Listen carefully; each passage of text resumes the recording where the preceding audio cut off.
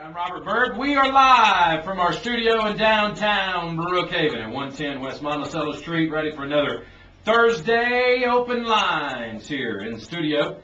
Of course, glad to have you tuned in. Got a big show today. A lot of folks coming in already here to talk about some of the goings-ons happening here in Brookhaven and Lincoln County. And right out of the gate, your weather forecast for today, mostly sunny, high in the mid-80s. Tonight, mostly clear, low around 60.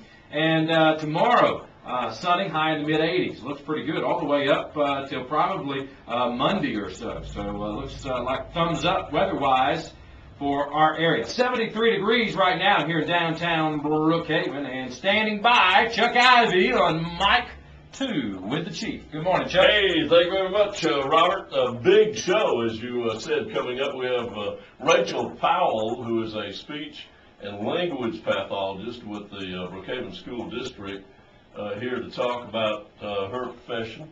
And Joe Davis, who is part of an Ecuador mission trip that's leaving tomorrow, is supposed to drop by and talk with us. As you mentioned, Chief Pat Henderson is here with us. Co-Lin cheerleaders are supposed to drop by, and we've got Quinn Jordan out there in the green room to come in and talk with us, and we may get a call from one of our legislators if Becky Curry can get out of her committee meeting up there for a couple minutes. She's supposed to call us. But as you said, we have the Brookhaven Police Chief here with us this morning, and Chief was out there yesterday morning for the dedication of the great new Brookhaven Police Department facility. You all did an incredible job with that highway patrol building. Oh, the city did an outstanding job. I give all the credit and all the praises to the Mayor and Board of Aldermen. Steve Morton, Public Works Director, did an outstanding job of spearheading that program, and we just sat back and we were so proud, and we had very little to say about it, but it's an outstanding building. We just love it. It looks like a brand new building. You know, it was so wonderful to see so many people out yesterday, and for those that didn't get to see it yesterday, I didn't know about it yesterday, they're welcome to come out anytime. We're just that proud of it. You know, I made the statement yesterday, you really had to know what we had been to see where we at now. It's just outstanding. We really had outgrown that building we was at, and I had no problem in working there with the Sheriff Department, and the Sheriff and I are very good friends, have a good working relationship, but I love the location that we at now. Chief, how many officers are on the Brookhaven Police Department? Well, really right now we're carrying really 38 officers, and as we speak right now, I have 3 sitting in my office that I interviewed for the last time yesterday, and plan on hiring 3 more chiefs tonight. We still, you know, every time we get the staff up and get ready to hire more annexation officers, you know, some of the officers get $1 more, they're gone. So I'm having to fill those slots, but I thank God we're able to handle this town the way we need to handle it. And Tuesday night I'm gonna hire 3 more.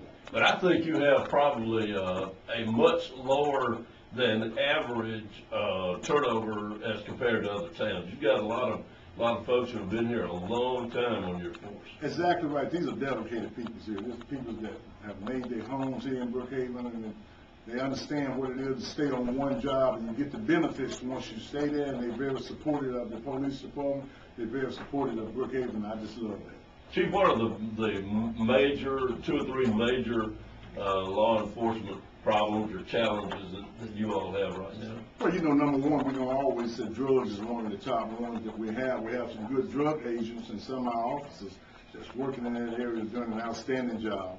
We have some juvenile problems, you know, school just turned out, and we're going to always have those kind of problems and things like that. We have some small thefts and things like that that we'll be working on. But it's a continuation that by the time you get one thing cleared up, you know, you never get a break for about 30 minutes and you have something else to happen. Of course, I know the main thing that folks can do to help the police department is obey the law. Don't do anything wrong, but what kinds of things could the public do to support you folks? Well, one thing, like you said, is important is to obey the laws for one thing. And what they have to understand, people in this town must understand that when they see something, a lot of people understand if you see something you think is wrong, then you need to call us. We never close our doors. You know, we have someone there 24 hours a day. And I tell people all the time, if you don't really know, call us, let us find out, let us check it out, you know. And most important thing that I tell people is, and this is what we had a rash of a couple of weeks ago, 3 or 4 weeks ago, which we made the arrest on, is people leaving valuables in their vehicles. I have preached, and I have preached about people leaving valuables out in the open in their vehicle for, you know, I told the newspaper one time, Chuck, that I get up every morning and go and make a decent living. But you also have that small percentage of people that get up every morning to go make an illegal work job, you know, and that's to go around and look in cars. That's to go around and see people that leave property out. So we need to do a little more to help us out by protecting your property yourself. You can do so much yourself, and you need quit taking things for granted. No one is going to do this. That's not true.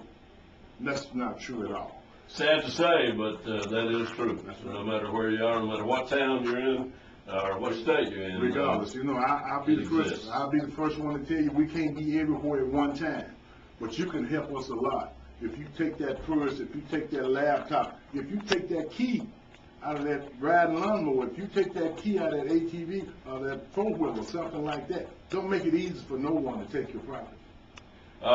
Chief, I just had to get you by and give you the opportunity to talk about that great new building out there.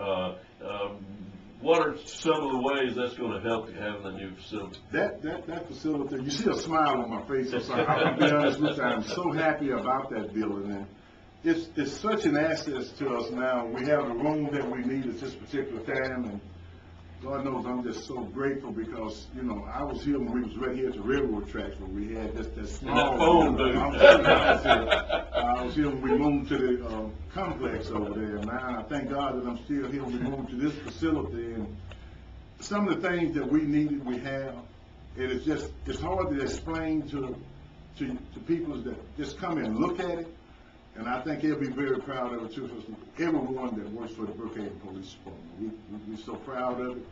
And I can't give the mayor and the board of Aldermen enough credit for what they did. They supported us. And Mayor Massengill, when some of the board members said it couldn't be done, he said it could.